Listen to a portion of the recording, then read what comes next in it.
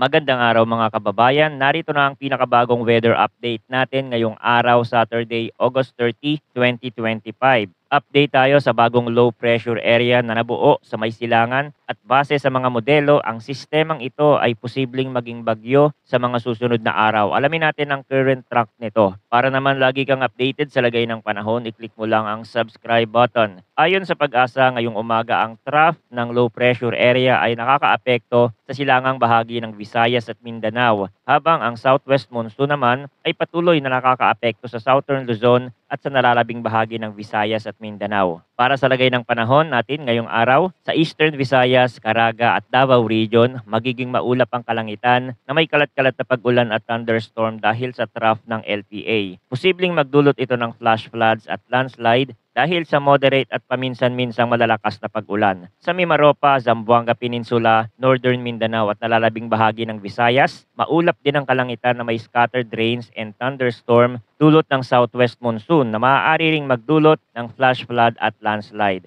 Sa Batanes, Cagayan at Ilocos Norte, asahan din ang cloudy skies with scattered rains and thunderstorm dulot ng trough ng tropical storm. Sa Metro Manila naman, Calabarzon, Bicol Region at nalalabing bahagi ng Mindanao, magiging partly cloudy to cloudy skies na may isolated rain showers or thunderstorm dulot ng southwest monsoon at posible pa rin ang flash floods at landslide sa mga lugar na makakaranas ng malalakas na pag-ulan. Samantala, sa nararabing bahagi ng Luzon, partly cloudy to cloudy skies na may isolated rain showers at thunderstorm dulot ng localized thunderstorm. Para sa forecast wind and coastal water conditions, sa western section ng Luzon, moderate ang hangin mula southwest hanggang southeast at moderate din ang dagat na may taas ng alon na 1.2 hanggang 2.5 meters. Sa northern section ng Luzon, light to moderate ang hangin mula east hanggang southeast at slight to moderate ang dagat na may taas ng alon na 0.6 hanggang 1.5 meters. Sa Visayas at Mindanao, light to moderate ang hangin mula southwest hanggang northwest at slight to moderate ang dagat na may taas ng alon na 0.6